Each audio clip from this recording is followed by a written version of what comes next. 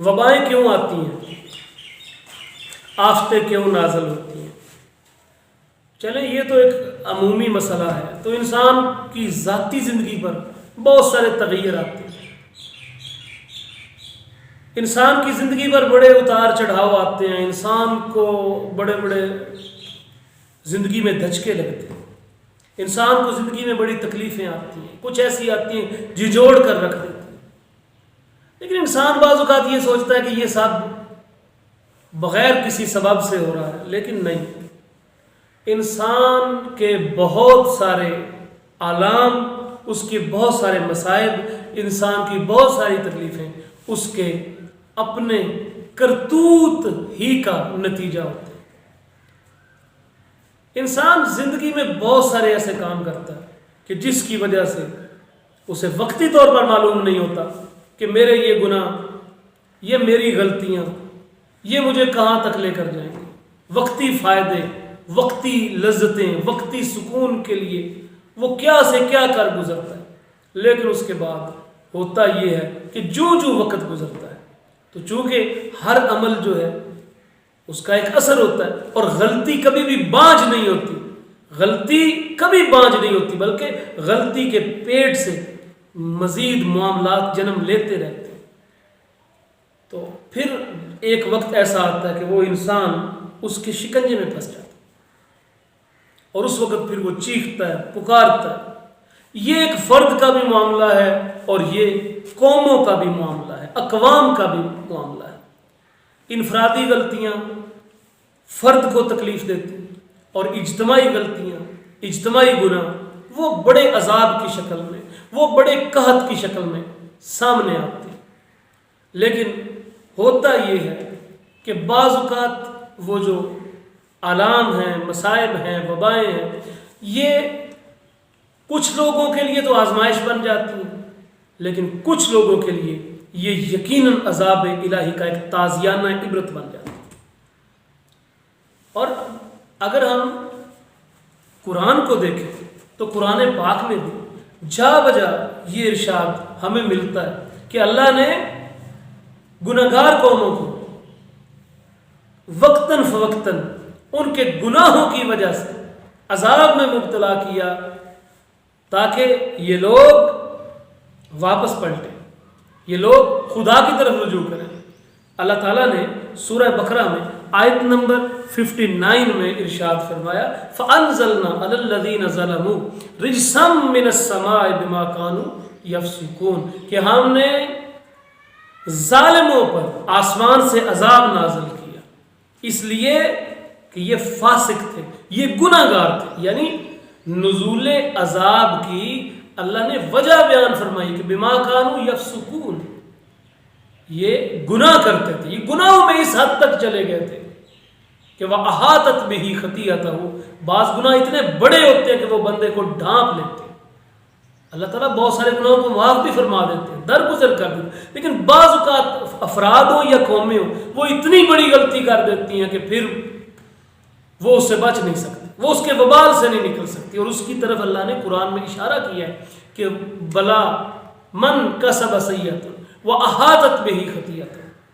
کہ جس شخص نے گناہ کیا اور پھر اس کے گناہ نے اس کو ڈھانپ لی، الیاذ باللہ، کہ ہم اللہ سے پناہ مانگتے ہیں کہ کوئی اتنی بڑی غلطی ہم سے ہو جائے کہ وہ ہمیں ڈھانپ لے، تو پھر وہ ایک بہت بڑے عذاب کی شکل اختیار کر لیتے ہیں۔ اسی طرح قرآن پاک نے مقام پر بالکل واضح کیا، فرمایا وَمَا أَصَابَكُم مِّن مُّصِيبَةٍ فَبِمَا كَسَبَتْ أَيْدِيكُمْ کہ تمہیں جو بھی مصیبت آتی ہے یہ تمہارے ہاتھوں کا کیا ہوتا ہے، وَيَعْفُو عَن كَثِيرٍ حالانکہ اللہ تعالیٰ بہت ساری غلطیوں کو تو ویسے بھی معاف فرما دیتے ہیں۔ یہ بات سورہ شورا کی آیت نمبر 30 میں بیان کی، اور پھر اسی طرح ایک جگہ پہ ارشاد فرمایا کہ وَمَا أَصَابَكَ مِن سَيِّئَةٍ فَمِن نَفْسِكَ کہ تجھ پر جو بھی مصیبت آتی ہے یہ تیری اپنی جان کی طرف سے، یہ تیرا کیا دھرا ہے۔ اس کو سورہ نساء میں بیان کیا آیت نمبر 79، اور اسی طرح ایک آیت میں جو سورہ روم میں آیت نمبر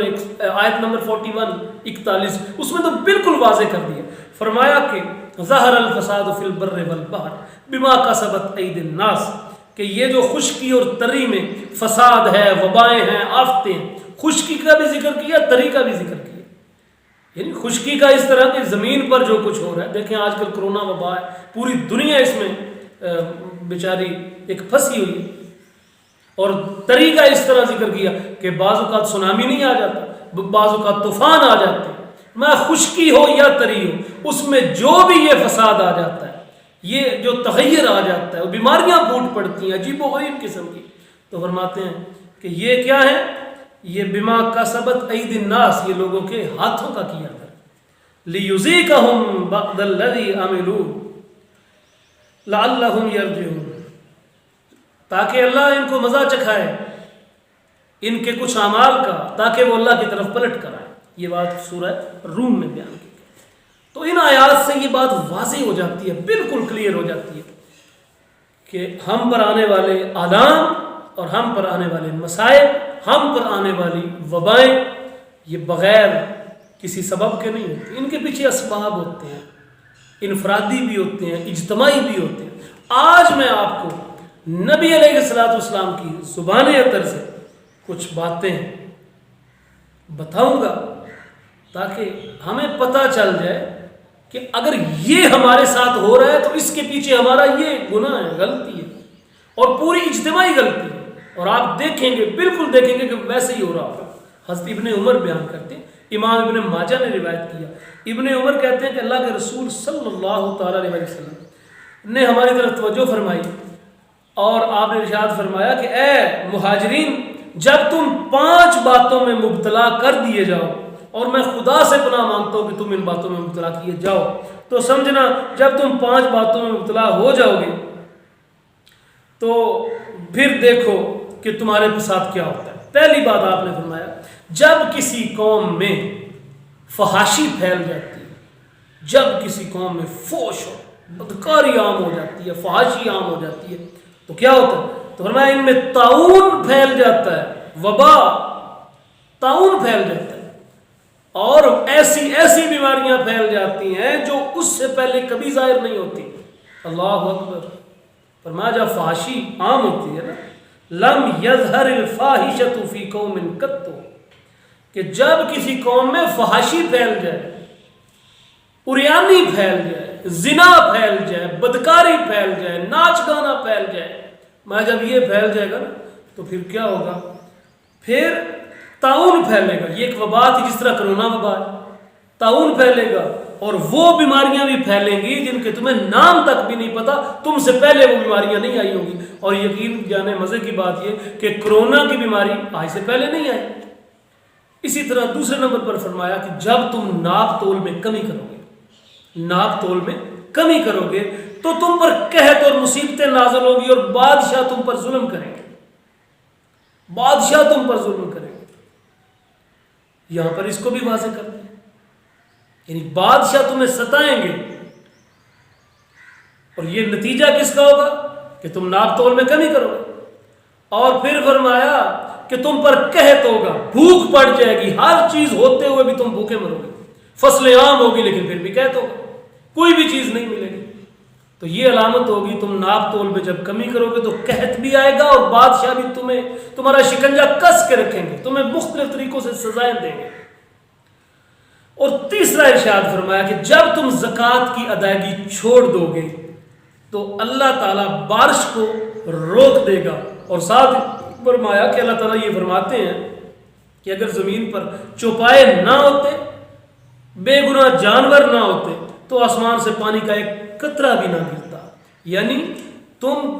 اگر زکوٰۃ نہ دیتے تو بالکل تم زکوٰۃ دینا چھوڑ دیتے تو ایک قطرہ بھی نازل نہ ہوتا، اور اب تم زکوٰۃ نہیں دے رہے اور آسمان سے پھر بھی بارش ہو جاتی ہے. تو اللہ تعالیٰ فرماتے ہیں یہ صرف اور صرف میں چوپائے جو ہیں ان پر رحم کرتے ہوئے نازل فرماتا. اور پھر چوتھے نمبر پر فرمایا جب لوگ اللہ اور اللہ کے رسول کے عہد کو توڑ دیتے ہیں تو اللہ ان پر دشمنوں کو مسلط کر دیتا ہے، وہ ان کا مال وغیرہ سب کچھ چھین کر لے جاتے ہیں. اور پانچواں فرمایا کہ جب لوگ اللہ اور اللہ کے رسول کے قانون کو چھوڑ کر، جو کتاب و سنت کا قانون ہے، کسی اور قانون کی طرف چل پڑتے ہیں، یا انگریزی قانون کی طرف چل پڑتے ہیں، یہودی قانون کی طرف چل پڑتے ہیں، خدا رسول کا قانون چھوڑ دیتے ہیں اور احکام خداوندی میں سے کچھ کو مان لیتے ہیں اور کچھ کو چھوڑ دیتے ہیں، دو باتیں، تو فرمایا اللہ ان کے درمیان اختلاف پیدا فرما دیتے ہیں۔ اور یقین جانیے کہ جتنی باتوں کی طرف نبی علیہ الصلوۃ والسلام نے جتنی باتوں کی آپ نے اطلاع فرمائی، وہ ساری باتیں، ساری غلطیاں آج ہم میں موجود ہیں۔ ہم اللہ سے دعا کرتے ہیں کہ اللہ ہمیں اپنے اعمال کی اصلاح کرنے کی توفیق عطا فرمائے۔